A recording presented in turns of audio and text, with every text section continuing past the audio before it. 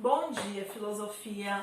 Bom dia, pessoas lindas! Bem-vindas ao terceiro bimestre, contrariando as estatísticas. Estamos aqui sobrevivendo, né? Firme e forte? Nem sempre, mas com calma, respeitando o nosso ritmo e os nossos limites. Não podemos parar porque acredito que a educação, o conhecimento, a escola se mantém em pé que vai trazer a gente de volta. Não digo de volta ao normal, porque o normal que a gente chamava que nos trouxe até aqui, mas vai tornar a gente melhor, né? E o importante é não parar, tá? O mundo já passou por guerras, por pandemias, agora a gente que está no olho do furacão. Então a gente tem que manter a calma e devagar, se concentrar, né? E fazendo o que tem que fazer, tá bom? Vamos procurar manter um equilíbrio aí, mas não vamos parar, tá bom? Então tá. Agradeço o comprometimento de quem tá aí lado a lado, entendendo como é importante a gente não parar, importante continuar a estudar, continuar essa firmeza aí de pensamento, né? E vamos seguindo, tá bom? Então vamos lá. Nosso próximo tema aqui é o mito da caverna. É uma questão, está ligada ao Platão também, né? A gente está falando do Platão, não vou sair do Platão ainda, que ele é muito importante, cai muito no Enem e em todas as áreas de conhecimento que você resolver estudar. Eu já comentei aqui, vou comentar novamente, de algumas alunas que já entraram em contato comigo, que estão estudando em áreas diferentes e estão vendo Platão e o mito da caverna. Vocês talvez conheçam, lembrem delas. Por exemplo, a Larissa Nunes, né, ela está estudando Direito.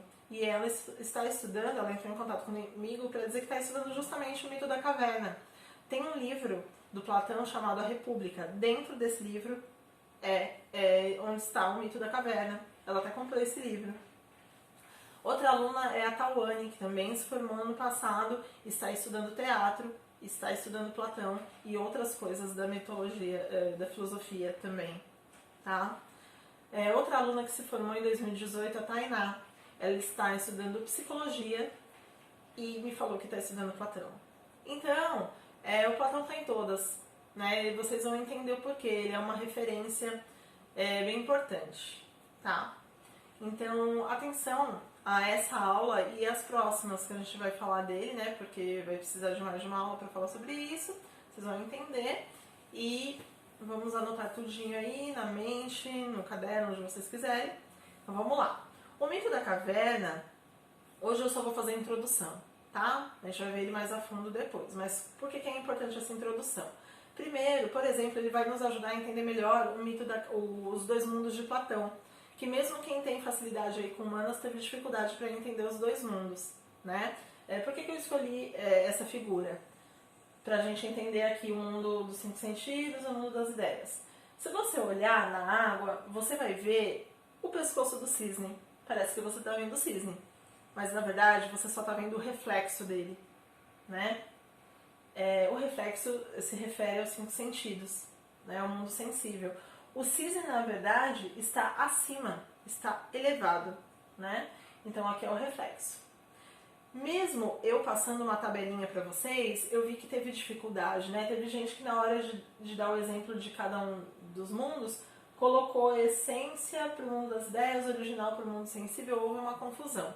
E é totalmente normal. Por quê? Porque desde que a gente nasceu, todos os dias, o dia inteiro, a gente pratica o mundo sensível. A gente só entende o que a gente exercita, o que a gente pratica. E a gente quase não pratica coisas do mundo das ideias, do mundo inteligível. Então, como que a gente pode entender melhor isso? Vou dar um exemplo da visão, tá? Os 5 sentidos da visão. A gente acorda, tem gente que já pega o celular, já vê um monte de informação, um monte de foto, levanta, olha para outras pessoas, olha para o espelho e vê o seu reflexo, né? O seu reflexo é sua aparência, não é você. Você sabe disso, né? A aparência é importante, mas é o seu reflexo, né? Então, os 5 sentidos fazem a gente ver o superficial, né? Agora, o que está por trás daquilo? Quando você vê o seu reflexo, tem muito mais que isso. Você é muito mais que isso. Quando você vê uma pessoa e critica e julga, você esquece de ver que há algo muito maior atrás disso. Quando você olha as informações no celular, as fotos, você só vê o que está ali. E o que está por trás disso, da aparência? Tem algo muito maior. Então, uma pessoa religiosa, por exemplo, quando ela está em oração, está lá no seu templo religioso, ou em casa, seja onde for, em oração ela tem mais contato com o mundo das ideias, que sai dos 5 sentidos, vai para outro nível da consciência. Uma pessoa religiosa, né, que está em oração. Uma pessoa que é ateia, ela, quando vai estudar física quântica, por exemplo, ela sai do mundo dos 5 sentidos. Né? Então ela vai para outros níveis assim de consciência também. Tá? Então a gente pratica isso, por isso que é difícil entender o que está por trás das aparências. Tá? Então é normal. A ideia é a gente tentar acessar mais o mundo das ideias. Tá? Então, isso é para a gente entender, para a gente entrar melhor aí no mito da caverna. A gente tem que lembrar que a gente está falando de mito. Muita gente tem mania de achar que mito é mentira, porque a gente ouve muito a expressão isso é mito ou é verdade? Como se o mito fosse uma mentira. A mitologia, ela não é uma mentira. Ela é uma ferramenta de conhecimento, assim como é a arte, assim como é a ciência, assim como é a filosofia, né? A arte lida com a criatividade, a ciência com sistemas e análises, a filosofia com a razão. A mitologia, ela lida com uma outra parte do nosso cérebro, né? Que tem a ver com a intuição, né? Lida com símbolos, com metáforas, com sinais. Se, por exemplo, você fala gíria com seus amigos e vai em outra cidade, você não vai entender os sinais deles de gírias lá.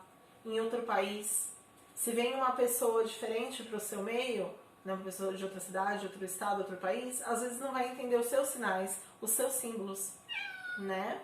Então, a mitologia mexe com a nossa intuição. Tem coisas que a razão e a lógica desconhecem, não conseguem explicar, né? Então a mitologia mexe com essa parte da nossa mente. Então o mito da caverna vai mexer com outra parte, né? Ele vai ajudar a gente a entender melhor a nossa parte aí do mundo do mundo das ideias, né? A mitologia tem a ver com a intuição. Então, a partir da próxima aula eu vou explicar melhor, né, o mito da caverna. É um relato do Platão, o ensinamento é do Sócrates. Mas o Sócrates ele não escrevia, ele só falava. Quem anotava tudo eram os discípulos dele. Um deles é o Platão, e Platão anotou esse ensinamento. Na próxima aula a gente vê isso. A atividade dessa semana eu vou mandar para vocês, tá? Junto com, não tá aqui, mas vou mandar no formulário. E tem a ver com isso. E na próxima aula a gente entra realmente para entender o que é o mito da caverna. Se cuidem, bebam água, se alimentem bem. Se for sair, máscara, álcool em gel, lavem as mãos. Até a próxima semana. Beijo!